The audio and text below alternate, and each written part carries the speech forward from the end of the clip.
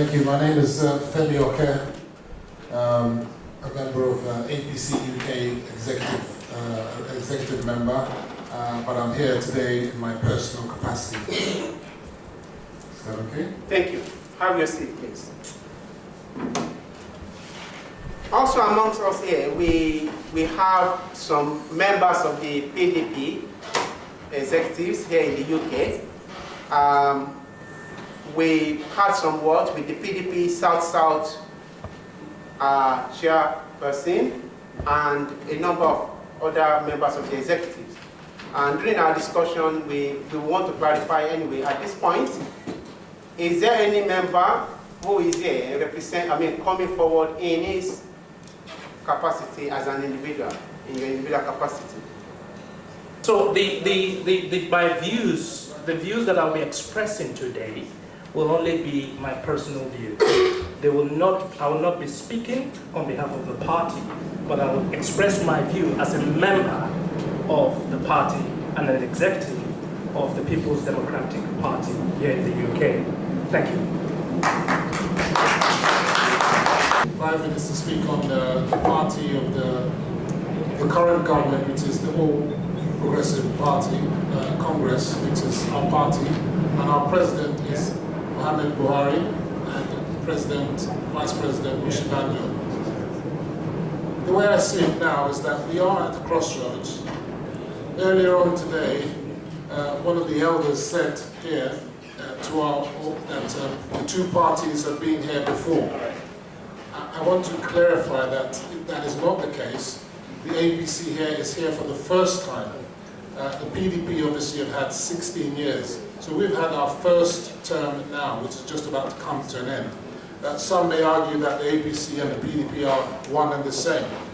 I will say categorically that we are not one. We are not one and the same. We are quite different from them. So we have come on, I don't know if this is, we have come on a platform to combat the corruption, the endemic corruption that has been in our society. When the Prime Minister of the UK can describe, is this some kind of sabotage? Phone is ringing, things are dropping everywhere. Anyway, they've said that the nation is full of fantastically corrupt nation. So President Buhari came in 2015 primarily to fight that battle against corruption. After that, he talked about the economy. We were in a problem in the economy, and we had the problem of security. So those were the three platforms of the 2015 election. We are going to discuss later on whether, in fact, we have achieved anything meaningful on those 3 points. I'm here to say that if you look at what was happening in 2015, in terms of security, for example, where bombs were going off nearly every week, where suicide bombs were happening in the marketplace almost every week, where thousands of people were dying. But of course, Boko Haram controlled 17 local governments. These are facts. It's not a matter of a joke. This is serious. People's lives were dying. In fact, the president at the time and the first lady actually made statements to the effect that, are you sure that the Chibok girls were kidnapped? Was it a fake kidnap? So at the end of the day, we're happy to say that some of the Chibok girls and the Dapchi girls have been released. There's still some still there. We're happy to say that Boko Haram do not control any local governments anymore. But it's of course certain that the fight against Boko Haram is not over. And it will not be over in 4 years. And in any insurgency, anywhere on the planet, I don't know anywhere where they have killed insurgency in 4 years. It's impossible. So for any opposition to think that we should have counseled Boko Haram in 4 years is just not correct. Moving on to corruption.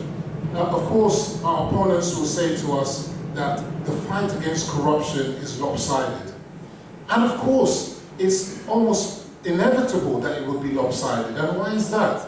Because if you've had 16 years of PDP government, where the majority of the corrupt were in the federal government, and it's the federal government that's battling the corruption, of course the main players were PDP. So it's inevitable that they will be the ones who are facing the brunt of the corruption fight. That's not to say that within APC there aren't any bad eggs. And of course, the opposition will say that we're not tackling them. And of course, they may be right in certain respects. But of course, 2 governors or ex-governors have been put in jail under this government who are APC members. Orji Kalu is under trial right now. He's also in APC. So let's dispel that one there and there. Finally, the economy. The PDP will think... I'm sorry. I'm just going to close. Okay, I'm going to close on the economy. And the economy was one of the major disasters that we had to face. The PDP will tell you that, oh, during their time, everything was great. Nigeria was great. Let's go back. Take us back to when Nigeria was great. Listen, I was born in 1967. I'm sorry to say, Nigeria has never been great. And in the 16 years of PDP, it was not great. There was poverty and starvation by the majority. Obviously, the elite and the corrupt, they were enjoying. And because they're not enjoying that benefit now, they want to come back.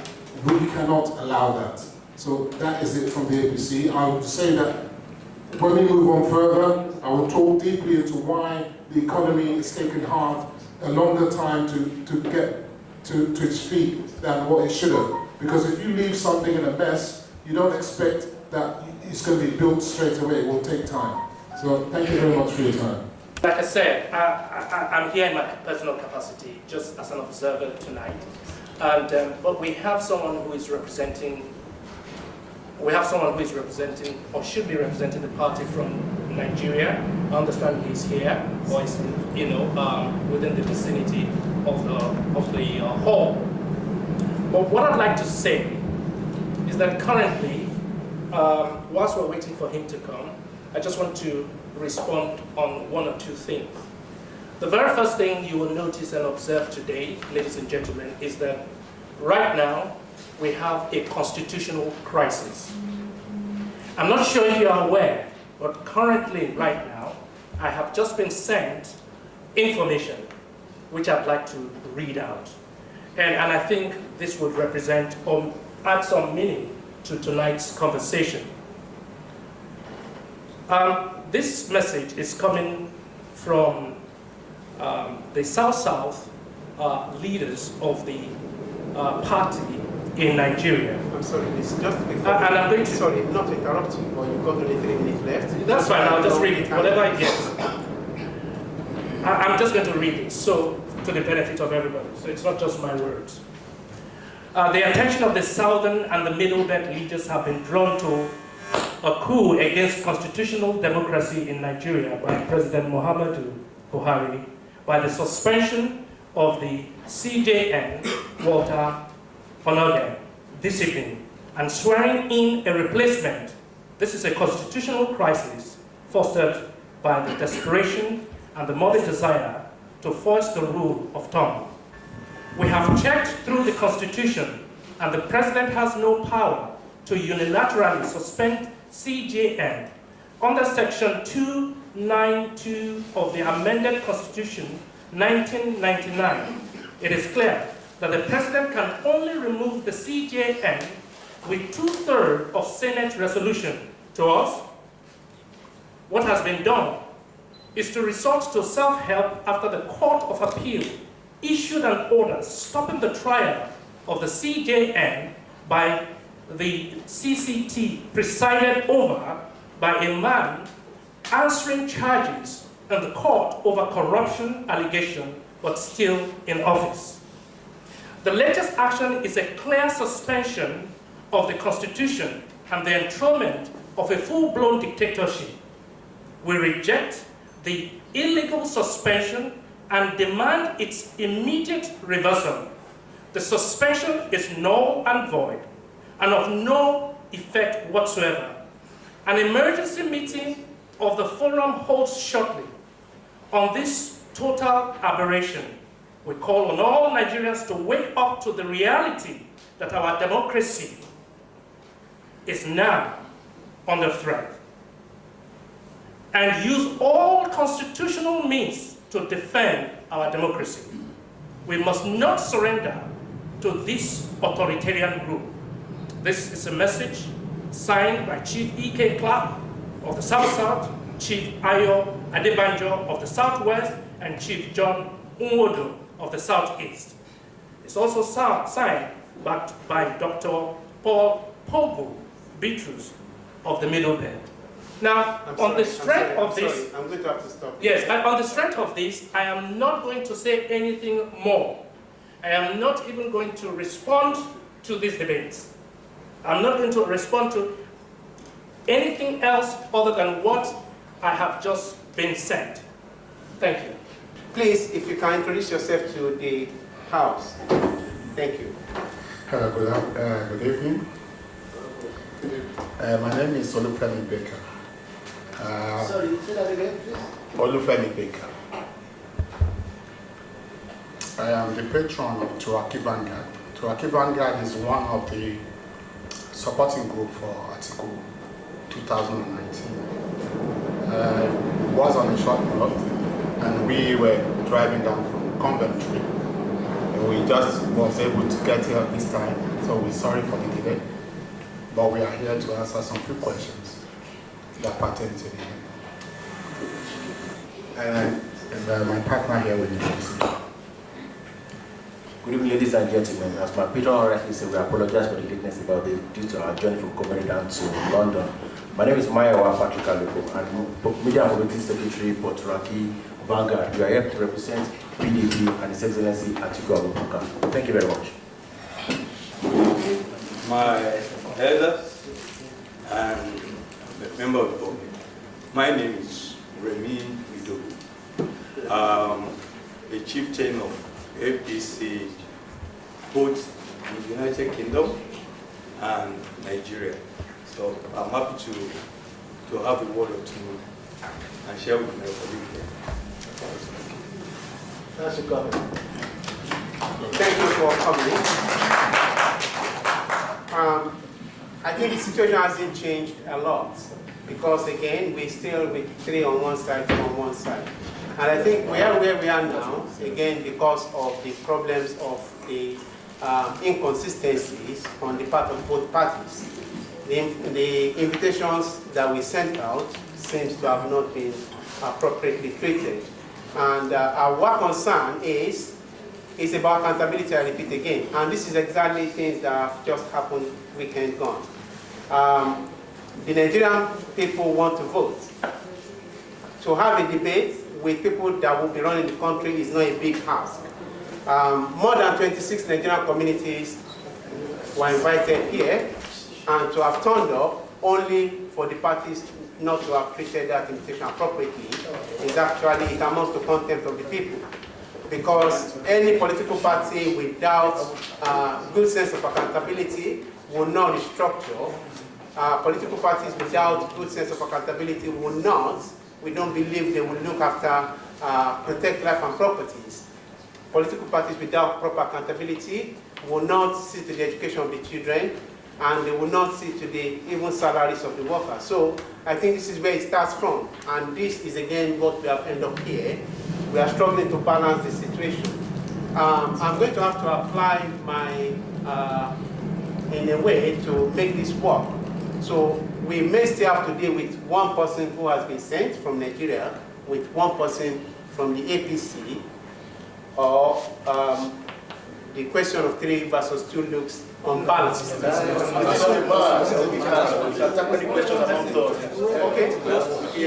We can decide to Okay, good. Now we'll start with the questions. The first question coming here is about restructuring. And again, first it will go to the sitting political party of the sitting government.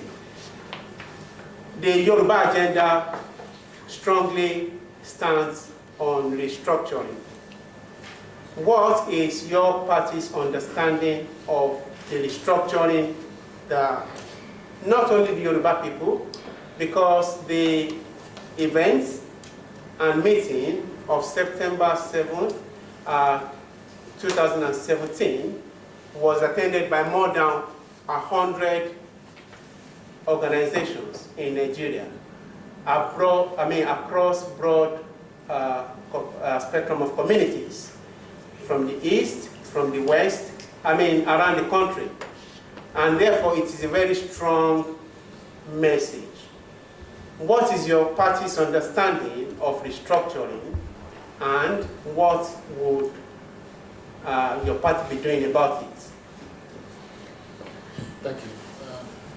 Can I suggest that, although in this instance you give me the opportunity to answer first, but I think if you alternate it, then it can be fair. Otherwise, if I'm always answering first, we're giving them a heads up.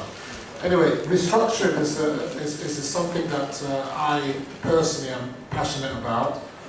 I would like to let you know that if you looked into the manifesto of the party in 2015, it was also part of our manifesto. You might say it's not a priority part of our manifesto now. And I would also say that the opposition have jumped onto the bandwagon of restructuring. Now, restructuring means different things to different people. And in a country as complex as Nigeria, trying to really figure out what restructuring we need is going to be a very interesting conundrum. And also, you've got to understand that the president is not the one that's going to restructure. Any form of restructuring is a constitutional matter, and that means that it has to be dealt with at the National Assembly. I like to call our National Assembly a house of legislators, because they're not there for you and I's interest. In fact, many people said that, well, you were APC, you were the majority party. You should have done restructuring. But clearly the facts have shown that even though people were supposedly APC, they were actually wolves in sheep's clothing. And actually they were doing the bidding of the PDP from day one, when Saraki became the Senate president. So without the support of the Senate on your side, any idea that you're going to restructure is a complete fallacy. So I always ask, and I've looked into their policy and looked at their restructuring. It's very weak. There's no concrete agenda as to how this restructuring is going to become a reality. So you can promise heaven and earth and deliver nothing. So at the end of the day, restructuring is something that's going to take time, and it will need the cooperation of everybody from every part of Nigeria. There's an idea that it's only the Southerners that want restructuring, and actually restructuring is of benefit to both the North, the South, and everybody. It is better for the nation. So at the end of the day, restructuring will only happen when all states and the legislature as a whole is ready for it. And we need to discern what is the type of restructuring that we want. There are some things that we can restructure right now which don't have to be done constitutionally. Especially there's a lot of things that are on the exclusive list that maybe the federal government could find a way to use its powers to delegate them to the states, especially things like mineral rights and so on. So restructuring is very difficult. Restructuring of the mind is important, restructuring of the system is important. So there are many levels of restructuring, and this government is in favor of restructuring. We hope that after 2019, we will have a favorable legislature that will be in favor of restructuring, and we'll be able to make that a reality for everybody in Nigeria. Thank you very much. Thank you, Mr. Moderator. Thank you, co-partner, for your contribution. If we think about restructuring, it's a very serious issue for any country at all in the whole world, when you really want to restructure your country. For the actual government in place, it was part of the agenda, but they could not even take the initiative to start it. With the new PDP, restructuring is in one of our policy.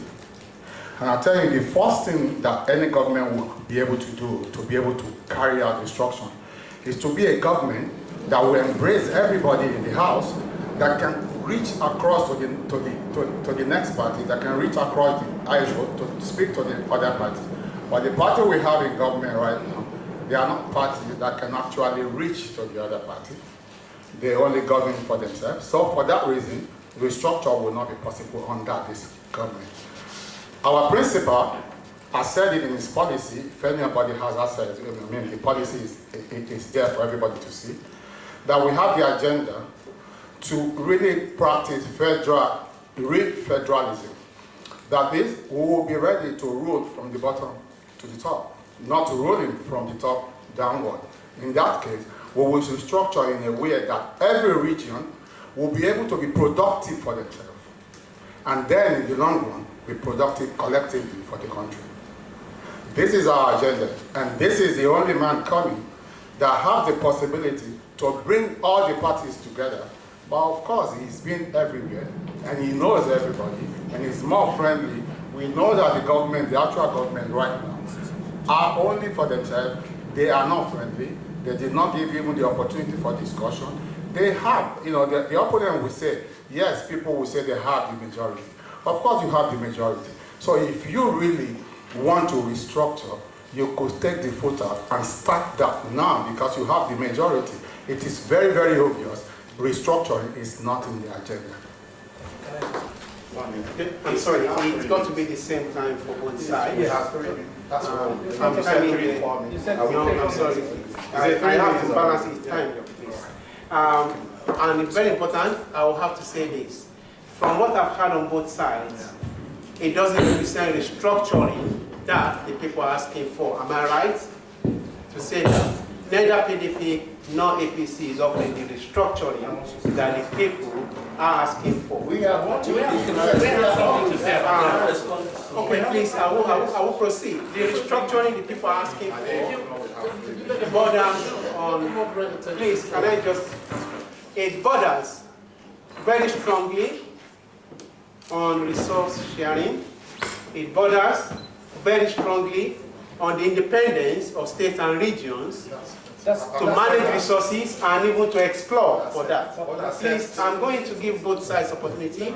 Now, 52% share of resources from states and regions going to the federal government is what people are saying needs to be looked closely into. And also, the ability of states and regions to do a lot more of governing what is going on locally. It has to do with being able to explore resources around them. Lagos State is a good example of that. Even as the smallest state, in terms of land size, it generates the highest in terms of internal revenue. And that comes a lot, partly from the resources from the ports and all that. Whereas we have the situation where most states now hang on to oil. Wherever they don't find oil, then they report to Abuja asking for allocation from oil. So people want states and regions to have the ability to look more inward, explore, and see what they can use to their benefit. Is this the restructuring that you are talking about or not? Excuse me, Mr. Moderator. Thank you very much. Thank you very much, Mr. Moderator. To be honest, I want to say something. I don't even know the party that Mr. Moderator belongs to anyway. He has given much more than enough at the moment. But I will tell you the restructuring that PDP meant about this, right? Restructuring is only about devolution of powers. Essentially, has already stated in his manifesto that the power will be devolved, you will devolve power from the government's power, that every region will take care of its own resources. Exactly. And each resource will definitely, with people that are even older than ourselves, experience it in the past, when the likes of Babawolo and the rest, when they were managing the regions, each region was managing using their resources to manage their region. And we could even see Ogra investment is still there in the southwest of Nigeria. Look at eastern part of the country, look at other part of the country, when they were selling, what's it called, they are not pyramids then. They were using that. These are the things that Atiku Abubakar will do in his administration. And he has already said that within 6 months into his administration, he will start the restructuring process in Nigeria. Excuse me, APC said they have it in their manifesto. Did they implement it? No! All they have in their manifesto, all they said was what fake and lies, all the whole true. And again, they will be saying PDP has already been ruling Nigeria for the past 16 years. Made those things for the past 16 years. Excuse me, who are the people in the APC today? Tell me. Were they not the people that left PDP into the APC? They are all in there. Excuse me, let us face reality. What we are saying in PDP today now is that we will take Nigeria to greater height. Nigeria will stand on its feet. Nigeria will feed its nation. Nigeria will feed its people. Restructuring is what we are clamoring for, and we shall all get it. Thank you very much. Thank you. Any comments on that? I think I enjoyed the last speaker from the PDP. he's talked about reality.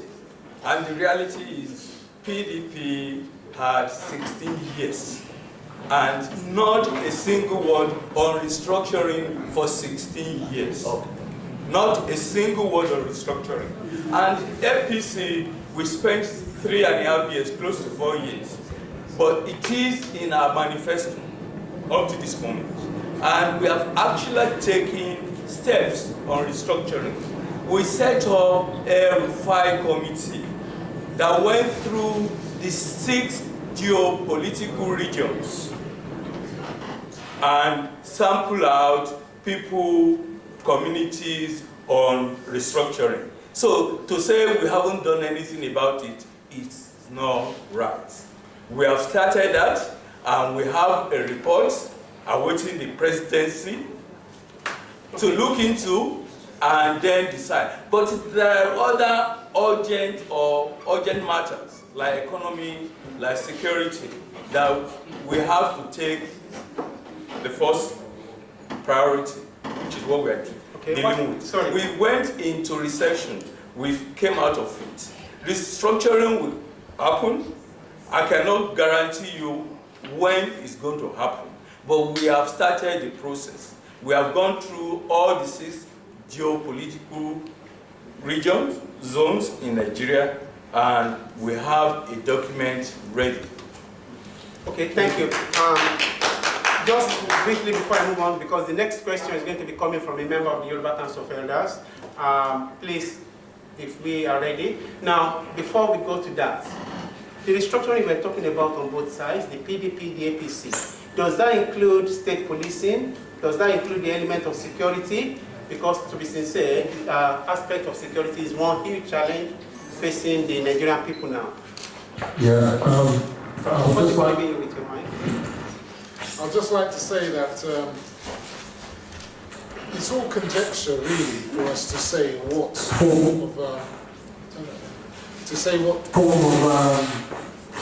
form of restructuring is actually going to happen. We can all have our wish list and say we want this, this, this, and this. You can say you're going to do whatever, but when the thing hits the fan, you'll know the reality. You'll see people in their face. They're promising they never achieved it in 16 years. They had constitutional conference. How many times? Twice. How many billions were spent on that conference? I know some babas that they were spending serious money there to do this so-called restructuring. And what happened? Nothing. So at the end of the day, I don't believe in fake promises. Let them tell us how they're going to achieve it. Are you going to have the majority in the National Assembly? Because you need 2/3. He says we haven't done anything. APC doesn't have 2/3 in the Senate. So without 2/3 in the Senate, you can't do anything. So please talk sense. You can't do anything. You can't control the Senate unless you have 2/3 of your members controlling. We don't have that. So we can't, if the others say, and then most of them are PDP, they didn't want restructuring then. Whenever the government wants to do anything, they will not support it. And then they'll come back and say, we're going to do it. But when you were there, you could have joined with APC and said, okay, let's push that restructuring through. They're not for it, really. And I can assure you that in the elections, they're not going to have 2/3 of the Senate or the House of Reps. So how will Atiku perform magic? I don't see how he's going to do it. We must be real with ourselves. So at the end of the day, until the people of Nigeria, and even if you pass it at the Senate, it still has to go to the states. If the states don't agree as well, it's not going to happen. So let's be real with ourselves. We know the direction you are going now. Again, quickly, the Amnesty International report is quite it's a damning one about the security Mr. Moderator, if you don't mind, I just want to respond to this issue of restructuring. And I think I'd like to put some clarity here. The first thing my honorable colleague said here is that restructuring has to do with devolution of power to the regions. And you cannot devolve power without economic power. It's not possible. Now, the other thing also I'd like to point out is that there's a direct correlation between the system of governance which we run now as a presidential system of government and the restructuring. One of the major problems with Nigeria is that we are running a work system that is not in direct correlation to how we generate revenue. Now, the system that we adopted is the presidential system which we are running. That has to, the structure has to be designed in such a way that there is contribution, a percentage of revenue from each region, each state, into the general coffers of the federal government. But what's happening now is this. Every state in Nigeria wants power without the responsibility to run its economy. And that's the major problem with Nigeria. Let me say this. Nigeria doesn't have any problem other than the people who are in governance today do not understand why they are in government. One of the things I had said is this. When you talk of the relationship between generating your income and power, it must line up. Otherwise, you will have a square peg in a round hole. Thank you. Now, finally, let me just say this. If we are talking of restructuring, it must include, and Atiku has promised that he's going to do so. If you get into his manifesto, he has outlined how he is going to effectively do so. He has the political will and the means to do so. Now, APC say they will do that in their manifesto. You know why it hasn't happened? Atiku was in APC. That was his idea when he was in APC. They only photocopied the idea and added it to their manifesto. You see, when most of you who are in the UK or abroad, you can't go to Nigeria with ideas. How you want to implement ideas in Nigeria? They take your ideas and try to use the idea, but you know what happens? It fails because the originator of the idea is the one who has the vision, the means, and the capacity to execute it. Atiku is the visionary in restructuring. He has the means, he has the capacity, and he has the political will to do so. And he can reach across the nation. So that is how, one of the ways by which Atiku is going to achieve this. Thank you. Okay. I'm a medical practitioner, and I'm very worried about the state of health in Nigeria, and especially the exodus of young doctors out of that country here. I've been a doctor for 35 years, and I came to this country in 1990, and I thought there was a problem then. And only a few of us came. But what we have now is an avalanche. I have children who are doctors, and their spouses are doctors. If I have 11 children under the age of 30 within my realms, with my children and their spouses, my nieces and nephews and their spouses, 11 of them. Some are here, some are in Nigeria. But those who are in all of them want to get out of Nigeria. What will you do to stem this tide? And I want you to look at the issue of health generally, because health is wealth. You can talk about what we are talking. If you have a population of 200 or 200 million people who are ill, you're just wasting time. Thank you. Okay, now, in taking this question, we will go first from PDP. What's your response?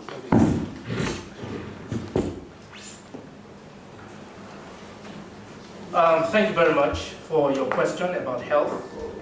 Health is a very, very important topic. And as you all know, Atiku, if you go to Atiku's manifesto, that was also covered extensively. One of the things that we believe is to make sure that health is accessible to every single Nigerian. Now, one of the ways by which I believe that's going to happen is through what you call the health insurance policy, which is, already being talked about. And then the other point is the basic health program, which is also in the manifesto, if you go into the manifesto. But one of the things I want to point out here is this. When you look at the, we don't have a welfare system. And you see, you can't devolve your welfare system from your health system. Because the basic thing you must do is to first of all see how you can, you talk of the population of Nigeria being 200 million. Now, one of the things I believe that this administration will do is to consider how we will look at gathering our health, what you call health, health inventory. We want to know how many hospitals are actually in Nigeria and how many are functioning. We want to know how many, without doing an inventory, you don't even know what you have. So the first thing that must be done is to do an inventory of the healthcare system in Nigeria. You want to know how many doctors do you even have in Nigeria? How many cardiologists do you have in Nigeria? How many gynecologists do you have in Nigeria? And if you want to look at that, also in line with the private sector and the public sector, once you do an inventory, then you will know what you need. How many hospitals per 10,000 population? How many hospitals do you, without the inventory, you don't know. Look at UK here.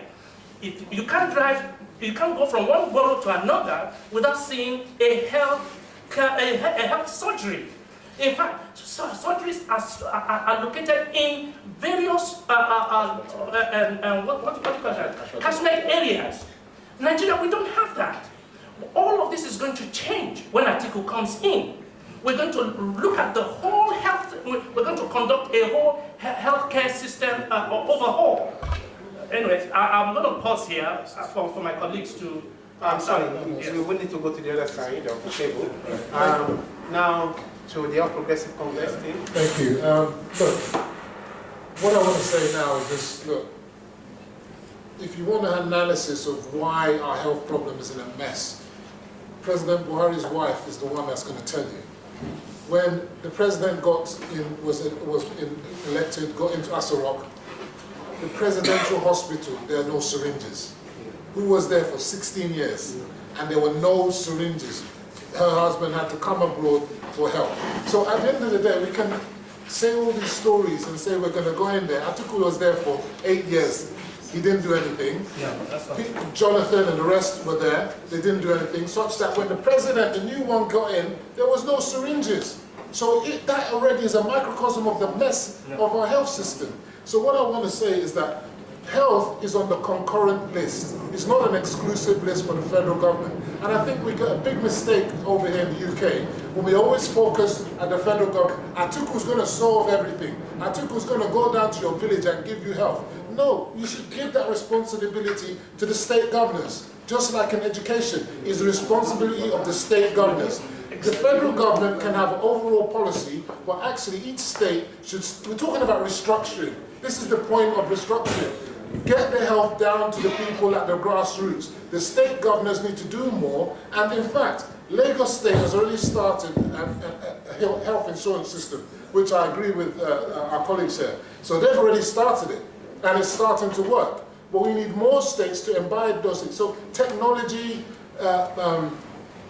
data, all these sort of things. There's so many things that our young people can be doing that we can get them more engaged and try to demystify this problem. Everything seems like it's one big massive problem. But if they take it stage by stage, work at local governments, look at wards, and provide primary healthcare services first, even just basic ones. Nigeria has one of the highest infant mortality rates on the planet right now. That didn't just happen in the last 4 years. So the idea that everything, all the disaster happened now, it's been going for a while. So that rot needs to be sorted out little by little. When you destroy something, you can do it just like that. When you try to rebuild, see how long it's going to take. So that is the situation, step by step, state by state. So you'll now see the states that are serious about their citizens and the states that are not serious. So you can go to places in Nigeria now where the health systems are a bit more better than some others. And then their citizens should start asking, why is it if I go to Ekiti, I can get service, and if I stay in Ondo, it's no good? And then they can get rid of their governors if they're not performing. Everything is not at the buck and stop of the federal government. Let's be real with ourselves. Thank you very much. Okay, thank you. I'm just going to chip in something on that side. I know the People Democratic Party have mentioned whether the moderator here is fair or free, but it doesn't really matter. I've got something to say. One of the things the President Muhammad Buhari said was about health tourism. Yeah. And he actually said he would not be really welcoming something like that. But as we know, the President spent months outside of the country. I'm just going to say, one very important aspect of this is retention of qualified healthcare practitioners. Yeah. Sorry, I'm just going to, what would the government be doing? Whichever one is elected, I'm not saying it's going to be one of the two here, but in your own opinion, what would the government do to stamp brain drain? Well, not just in health, but broadly now. Yeah, one of the things that and I don't know if you're a medical person yourself, the questioner, you will know that the Minister of Health has announced an 11-to-1 policy. Do you know, have you heard about that? Where he's encouraging doctors who have left Nigeria to spend 11 months over here and then spend 1 month in Nigeria to help. So that is a simple policy that it can help, so that those who have already left, you cannot stop the brain drain because the population keeps increasing. And if the money is not there, people will go to where the money is. We're talking about a nation that is struggling to pay 13,000 naira minimum wage. You understand? That's a problem. And at the end of the day, you're asking them to stay. I have cousins who studied abroad, got to Nigeria, done medicine, and to even get the, what is it that you call, where you have to, I can't remember what the term is, housemanship, is a problem. It is a problem. So at the end of the day, these are the issues. So it's not a clean, it can be solved with one fell swoop. It's going to take time. Okay, now I'm just going to come to you, please. I'm moderating and I know what the time is, where we are. Now, it may sound an irony, we are saying this from the diaspora about brain drain, but really, you cannot stop people with the freedom of association. What it will take to change things is what we're talking about. Because even though we're here, we've got families back home. Equally, there are people who would not really want to be there doing things. But what would the People's Democratic Party do if you were to be elected into office? Thank you very much. I'm still to tackle the issue of brain drain in the health sector. I want to say something about knock-on effects. The knock-on effect on the economy affects the brain drain in the health sector. You see, medical doctors, when they were not paid, immediately APC got in there. Association of Residential Doctors thereabout, they went on strike against the federal government. And someone now said something. The current Minister of Health, right, was what? The chairman or president of Association of Residential Medical Doctors in 1982. He fought for the same thing. And they were not fighting for the same thing against his own ministry. He could only stop it. APC, they were not there. During the manifesto, the president even said, as you said earlier on, he said, no member of his cabinet will do what? Will go on medical trip. Excuse me, he was the first one to come to London. Twice. Spent days in London on medical trip. Why would that happen? You have medical clinic or whatever in the Asuro. His wife went in there and I said, was so much, extraordinary amount of money was budgeted. Excuse me, they had money when they got into power to manage the clinic at Asuro. Nothing was in there. She exposed it to the public. We heard about it. When there is no foreign direct investment in the country, when the economy is being shrinked to the core, definitely it will affect different sector of the government. X sector is one of those. Definitely all the medical doctors, excuse me, they will travel abroad definitely, look for a job, and they will get it. That's why the question was raised by a medical doctor here, who has been here for ages. Excuse me, sir, will you now, sir, go back to Nigeria to go and practice after you have lived in this country for years? But now you might be planning now, sir, that if Atiku comes into power, you'll be glad to go back to Nigeria. Thank you very much. In fact, let me just add to that. Let me just add to that. let me just add to that. Sorry, I just want to quickly add to that. Atiku, just yeah, 1 minute. I want to say this. Atiku, when he was vice president of this country, I can tell you, of Nigeria, I can tell you what he did.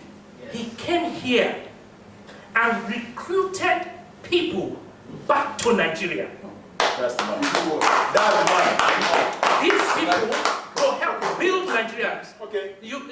Right now, in fact, if you give me your CV, I will send it to him. People like you should be back home to help build Nigeria. Are you listening to me? Listen. Thank you. I will move on. The fact that I've been here for a long time does not mean I remain here. I actually do more in Nigeria than most doctors in Nigeria. This year alone, well, okay, last year, I was in Nigeria 4 times. That's the minimum I do every year. And I do personal medical missions. Thank you. So that's the work in any federal ministry. Actually, I'm probably getting too old for it. I'm actually almost retiring. What we need is a concerted effort by everyone. Now, there are 3 levels of medical care. The primary, the secondary, and the tertiary. Yes. And actually equates with the 3 levels of government. The primary health care is an exclusive thing for the local government. The state hospitals is an exclusive thing for, the state hospital exclusively for the state government. And the tertiary institutions for the federal government. So when you're talking about Abu, UCH, and the last Luth, those kind of levels. Now, accept each of those levels of government. Take health seriously. We aren't getting anywhere. And one of the problems is that if you do not make facilities available for the work to be done, nobody wants to work in a mediocre hospital. Nobody wants to use archaic instruments and tools. If you look at the NHS here, I can tell you that at least a minimum of 10,000 doctors are in UK, minimum. And they are on top of their game. And most of us trained in Nigeria. So it's not about the training, it's about the availability of a conducive atmosphere to practice your profession. Actually, the Consul General knows, I actually run a center for disabled people. With my language. And that's has nothing to do with government, because I think all the governments have failed. And except you actually allocate that, the amount of GDP that is acceptable worldwide to health, you aren't getting anywhere. I mean, you are using a lot more money for security, for all these kinds of things. People are dying, you are not making money, and that is a serious problem. And until we do that and make it comfortable for people to stay, our kids who are doctors will always check out of Nigeria. Let me just say this. We produce so much of young medical practitioners, young medical doctors, and nothing for them to work with. When you first finish, the first year is the housemanship year, and it's automatic.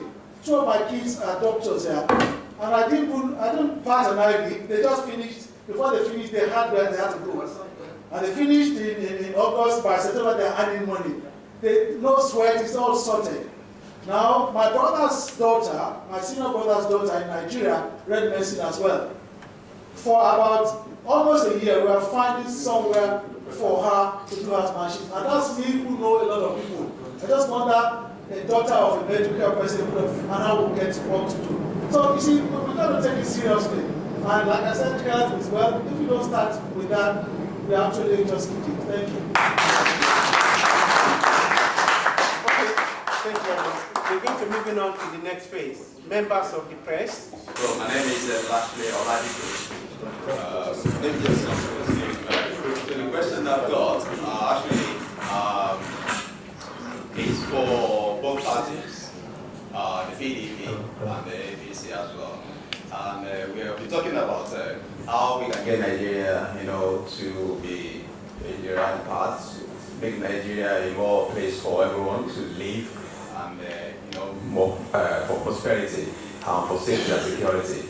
Now, the the question I will first pass to the PDP is that, you know, in the last number of years as the ruling party, the PDP was in power, there has been a kind of an overhaul or attempt to overhaul Nigeria around the time.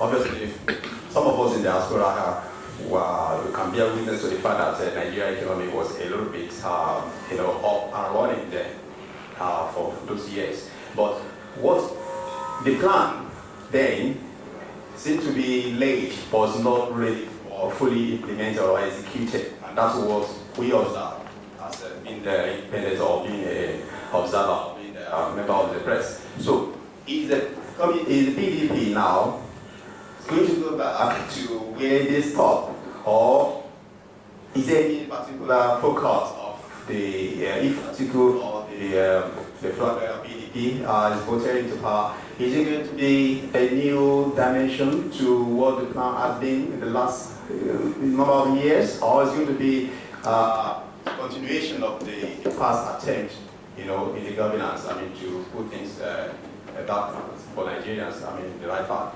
That's the question for the PDP. Then my question, quickly to the APC, is that the administration we observe has been very following the plan and policies already laid by the past administration, of which we give credits for this administration for following, especially in terms of infrastructure. We see a number of railway stations. I'm sorry. So the question can we take one at a time? Otherwise, one party will be forgetting what you have asked. Okay. So, are you ready to take the question? Yes, please. And then all right. Let's take the question. Thank you. You wanted to say his question over and then. I'm sorry. It just has to be like that, so that you can, refresh me in your response. So if you get my question just in one sentence, and I repeat it in one sentence. So the question is the PDP going to continue from where they stopped before 2015, or are they coming with a new types of focus in terms of a dimension to governance for Nigeria? That is what my question is asking. I'm telling the question towards the PDP. Thank you very much. To answer your question, I'll tell you this. Before the current administration comes into the country, we all know that one thing that makes a country or a change in government happens if the economy is not working. This is the first thing the populace look into. The economy must be working so that everybody can be comfortable in that economy, in that government. In most cases, as human beings, we are always in pursuit of more happiness. What we had before, we wanted a change because we want something better than what we had before. But this government came in and it starts down on Nigerians that no matter how we see what we had before, this is worse than what we had before. To really answer your question now, Atiku is coming in with a new idea completely to make things better. The time has come for a man that understands what it takes to make the economy of a country grow, to help alleviate the suffering of the masses. A man that knows a lot about job creation. This is a man that understands inclusive government, who will include women in his cabinet, not in his kitchen. This is a man that is ready to empower youth by creating opportunities for them, not labeling them as lazy. This is a man that has lived his life as a civil servant in the custom office, we know that, and as a vice president, demonstrating his loyalty to his country. A man that has set up various companies that has employed up to 25,000 people. This is the kind of man we need at this point in time to make our economy grow. The important thing is to make the economy grow, because when the economy grows, you see this government has come in now and we have the highest job unemployment in the history of Nigeria. This is the first time we have rated as the poorest. It saddens somebody like us in the diaspora to go somewhere and be seen as in Nigeria, the poorest nation in the world. India has billion populations. Nigeria has 200 million population. And we are labeled now as the poorest economy in the world. It is due to this administration. Thank you. I'm going to have now, the All Progressive Congress, this is your time to respond. If you have got any response for that. Actually, true. I think it's important at this stage to be honest with each other. There's no point being sugarcoated.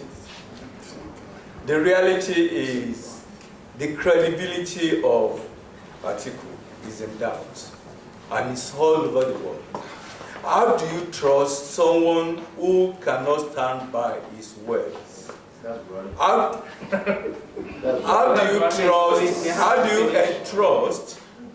do you entrust the economy of the nation to someone who has sold off almost all the available assets in 8 years?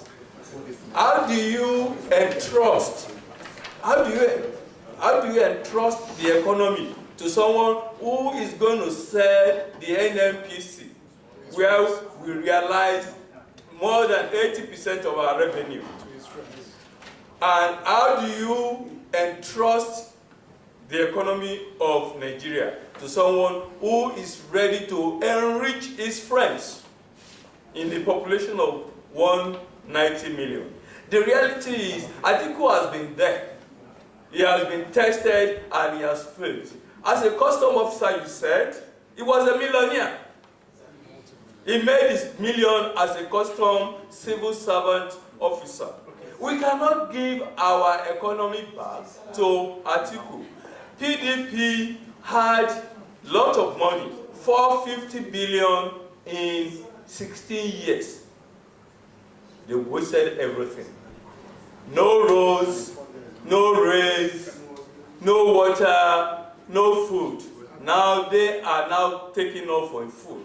That we can easily forget their 16 years of damnation. Thank you. First one's for PDP, the one's for the APC. It's about this present administration. We see what they've been following up to the master plan that's in place, put in place by PDP. Executives, some of them with a large number of, I would say, what we perceive of corruptions, or anyway, being alleged. I mean, like, my question is to the APC. Is the APC going by the rhetoric campaign next level? I continue from the following up of the infrastructure we did continue. That's actually what Nigerians are about. It's about we are talking about addressing the economy. PDP said they're going to start a new dimension, put economy back working, and put Nigeria working again as the PDP nation. But the APC, going to their next level, are they to continue with the same level of actually discussion? The question is, what is the focal point of the APC administration in the next level? The focal point of the APC administration, if elected. Okay. Thank you. Thank you for your question. So basically, we thank the PDP for supposedly laying the foundation, which they didn't execute. They always say, APC haven't done anything new. We built how many universities? We built blah, blah, blah. But go to those universities, they're empty. There's no point to building new stuff when you haven't finished the construction of what's already on ground. So we need to finish what's on ground, and even that, we don't even have the resources for that. You see, because when they tell you about all these fantastic things they're going to do, it's mind-boggling. I just don't know where the money's going to come from. It's going to come from manna from heaven. Look, you have an economy, for during the time of PDP, the average price per barrel was $100 per barrel. During the time of President Muhammad Buhari, go and check it. The average price has been $50 per barrel. So now, you have a situation where you're giving, let's put it as a family now. You are in a job, you're getting £1,000 a month. And then you have another baby, and then you get fired. And then you get a job for £500 per month. Can you still sustain what you are doing? It's impossible. But these people want to perform magic now and say that we're going to do whatever. So what we've done now is that we're going to continue on the next level, which is building the infrastructure. That is the roads, the rails. You've got the railway that's going from Lagos all the way to Kano. You don't, if I'm lying, go and check it. I'm from Abeokuta. I can tell you that that railway is there. You understand? It's on its way. During the time, you see, one of my favorite phrases, and I know it trends so much on the internet, is that we had 16 years of mediocre PDLP government. And why do I say that? Do you know that Nigeria's railway system was built by the British in 18-something, 19-something. It's called narrow gauge. And that's the same railway that we've been using since then. In 16 years, they couldn't even do any new railway. In 16 years. Okay, thank you. I just want to finalize. And the fact of the matter is, it's a really big problem. And at the end of the day, all these things cost money.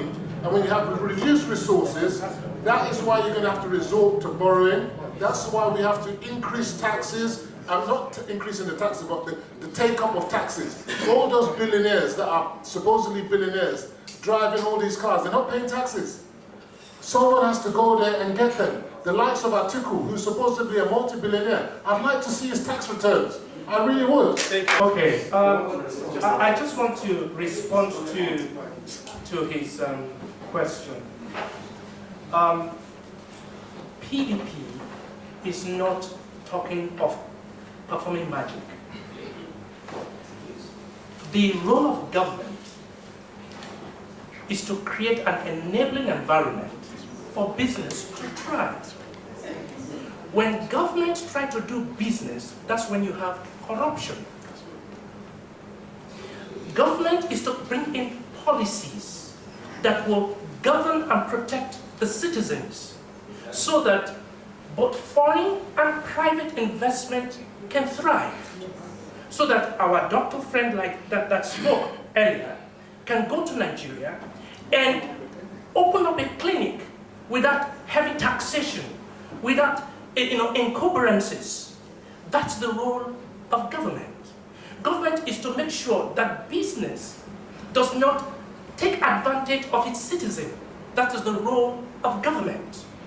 Government is to come in and bring in policies to make sure that there is direct foreign investment, making sure that investors that come into the country can come and invest and are confident in investing in that environment. Now, unfortunately, when Buhari came, he didn't understand the role of government. The first thing he did was to come here and announce to the whole world that Nigeria is the most corrupt nation in the world. Would you, as an investor, go and invest in a country that is the most corrupt country in the world, spoken by your own father? Buhari does not understand that he is the #1 citizen of the country. And therefore he should ensure that he protects the country's image. Are you following me? Now, let me remind you, the gentleman here said something, and I want to say this, okay? You said, should we forget what PDP did in the last 16 years? No, you shouldn't. In fact, you can't, because let me remind you that when PDP was here, minimum wage at that time was 18K. This EFCC that you are hearing about today is the handwork of PDP. Especially Atiku. He brought in EFCC today. The EFCC that is chasing everybody was the handwork of PDP. Don't forget PDP in a hurry or what it did for this country. It made sure that there is ICP. It made sure that there's card reader. The card reader you are talking today, the electronic system that you want to use to vote today, which they are trying everything. It is the invention and the institution of PDP. PDP made sure that there is new national ID card. PDP made sure that every Nigerian has a national driving license. You hear of the BVN today, that is PDP. You hear of the new pension scheme, that is PDP. You hear of Abuja Kaduna Rail that you are talking about now, that is PDP. You hear of the BFM, that is PDP. You hear of the, how can you forget? You cannot forget, and we don't want you to forget. It is the foundation upon which we are coming to take. Are you listening to me? Thank you very much. I'll take over from there. In the oil and gas profession. So my question is in regards to the not too young to vote bill that APC was able to pass. PDP was unable to do this. My question is, in my personal opinion, I believe Nigeria's government is outdated. will you do to incorporate young people within Nigeria, many talented young people who are now investing in things like Yahoo Yahoo activities and etc. What will you do to help their talents enable the future of Nigeria and a healthy and effective government? Thank you very much, Amina. I think maybe probably you've seen or heard His Excellency Atiku Abubakar during his campaign all around that. 40% of his administration will be for youth, 30% will be for women, right? The 40% for you, excuse me, you are part of them, I am part of them. Your profession will thrive under this administration. You will be included in the administration, not somebody that doesn't even understand what inclusive government is. This Atiku Abubakar understands all, and he's going to give it to you. Thank you very much.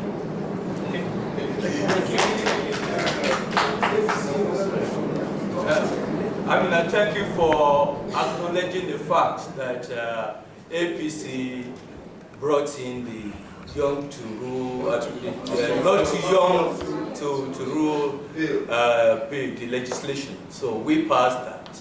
And it means people over 18 years and above, they have the chance to be in government. They have the chance to contest election. So there's no inhibition for anybody. That's why you have people like Showore, the Mugabu, the Drew Toye, and the likes. They weren't there 16 years ago. So we have you on board and we have you in our mind. To go further, APC at the moment have young governors, especially the Kogi governor is just 40 years. So we have many other people like that in government. We have other people in the state and the local governments. Sorry, the panel hasn't answered my question. When I said Yahoo Yahoo boys, I think there's a category and a stigma behind Yahoo Yahoo boys. And my question is, what will you do to reform that stigma and incorporate them into government, incorporate them into job roles? These Yahoo Yahoo boys are very, very skilled and educated young men. And if you use their talents and transform them, they can be a big asset to Nigeria moving forward. So my question is how will you incorporate them? Instead of labeling them as Yahoo Yahoo boys and throwing them in prison and involve them in EFCC scandals, what will you do to incorporate them within the next government? That is my question. Let me put it this way. When you talk of vices within the society, which includes the Yahoo Yahoo boys and private girls too, the reality is they need job. People need job. Old, young, and not very old. Everybody needs job. So when you create job, and that's why we have 12 million farmers within 3.5 years. That's why we are sponsoring Empower, which we have empowered 500,000 people. We have cash transfer, which we have empowered 2.5 million people.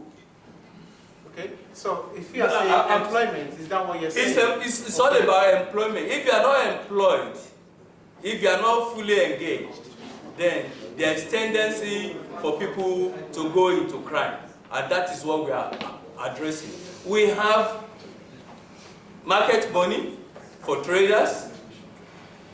We have money for petty traders also. So it's a form of self-employment. So when you get people employed, when you get people engaged, then there won't be any reason to go into crime, and we are addressing that. And we will continue to do that with our next level agenda. Thank you very much. In addition, one extension of what the question is. Employment is one, but again, the population described here are probably those that need a lot of rehabilitation because they've been in one industry which is not socially acceptable. What are the programs of your party in addressing the area? They are going to be answering, yes, taking it, employment, but what about the element of rehabilitation? So a new question is going to Please, it will be coming to your turn. Yeah. So thank you. For me, maybe more closer to the youth. I will say that in line with the restructuring kind of agenda, we need a restructuring in our civil service, actually civil service reforms. So, and I actually believe that that is where the youth will be able to really cut their teeth. Because what's happening now is that when you go to any government office, state, local government or state, or anyone, it's come today, come tomorrow, come today, come tomorrow, red tape. These young guys that are used to IT, they can build platforms for the local authorities to make things efficient so that you don't need to come into the office to give in your form. You do it online. They can do the database capture. Look, there's so much the youth can do, they need to be embraced. We need restructuring. So they need to be telling those in authority that, look, the way the system is right now is archaic. We need to change it. Look at the problem with CCTV now. Do you know that that's the people that do the Code of Conduct Bureau? So what's happening now is that for years, decades, they've been collecting asset declaration forms for so many people. It's paper. I'm sure when you go into the office, there's mountains of paper everywhere. I don't even know how they manage to figure out whose documents are what. But that's a job for our youth, to put together consultancy firms to go in there and start scanning those documents so that everything can be done seamlessly. So there's a lot of things for the youth to do. They've got to actually take charge and say, look, instead of me doing Yahoo, and all this kind of stuff, I'm actually going to create a service that's going to be useful for the government. But then you've got to have government at state, local, and so on that are ready to embrace it. And the problem is that, unfortunately, a lot of these people who are in position, whether they're PDP or APC, are not ready to embrace the youth. Thank you. Going to the People Democratic Party side, Mr. Olufemi, I will take this particularly to you because you are here delegated by the party. In this case, this population that has been described here, a lot of them are people that will need element of rehabilitation as well. So while you are talking about all other sides, it would be nice to hear what your party has in store. Thank you very much, Mr. Moderator. To answer you, I will tell you one important thing. It is important to stand on the side of truth, justice, fairness, equality, diplomacy, and most importantly, quality. The present government, they are lacking in formidable economic policy. And where there is no formidable economic policy, the youth, which is the generation coming, are the one that will actually suffer. I'll give you a quick scenario.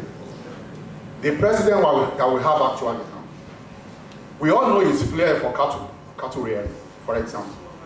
If he's a quality leader, in the minimum, because that is what he likes doing, he will have at least a dairy company based on the fact that what he likes doing is cattle rearing. If he doesn't have that, he can have an abattoir or a slaughterhouse, even in his own local daura, so that he can give job to the youth. This president has no notion about creating jobs. What he knows how to do is to come and bring policy that I'm coming, I'm just analyzing that. I'm coming to your point, I'm coming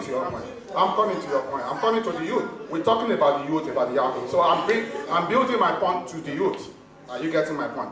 Now we have somebody formidable that has created job for the youth, that has given 25,000 people job in that economy. Even the present government, we have never heard that being a general, that he has gone back even to the military base to try and motivate the youth that are coming up. If you cannot go into business, because it's not business, it doesn't have business acumen. So at least I'm going to your point. That is where I'm going to. Moderator, I'm building my case to that. I'm giving my case. Okay? You get where I'm coming from. So if you have somebody that cannot even motivate the youth, talk less of providing job for them. Atiku is coming in with a policy to revitalize even the IT system in Nigeria that will create over 10 million jobs run across the nation, because the major thing we need, the PDP government are the one that has brought the IT into it. So it's coming with that IT that will actually deal with where the Yahoo boys are most known, because most of them are intelligent in the IT. So it's bringing job creation that will be directed to the youth by employing 40 youths in his administration. This is what his vision is for Nigeria, and this is how we can get the youth participating in working in the economy also. And just to quickly add, okay, to your question. The Igbimo boys are there because they have finished school, they are graduated, and there is no job for them. The problem is this: the educational system is designed to create laborers for the market. But the system is going to be reversed now, where the system is going to encourage creators of jobs. Because what's happening is you go to school, learn how to become something, and then you start looking for jobs. But the system, what Atiku is planning to do now, is that when he comes in, he is going to change the educational system, bring it up to the current contemporary system, where you will be taught how to become a businessman or a businesswoman, and then when you come out of university, you will be equipped to start a small-scale business. In fact, one of the projects I'm going to tell you now. In 2 minutes, please. Yeah, in 2 minutes. Our time is fast. Because I want to address this youth issue. Those boys, the so-called Yahoo boys, they are skilled, they are talented, they have what they lack right now is somebody who understands their potential and go in there and harness their potential, and then equip them with the right resource so that they can turn that skill into a productive skill and generate revenue, not only internal revenue, but from the direct foreign investment into the country. I have had a situation right now where, right now as we speak, some boys are being trained to become speculators with Wall Street, even though they are in Shomolu. On their computer, they are speculating they're speculating right now with Wall Street professionals who are in the banks there, and they are bringing direct foreign investment into the country. That's what Atiku will do. That's what the administration will do. Instead of those boys being arrested and locked up in the jail, we need to harness their potential. Thank you. Thank you.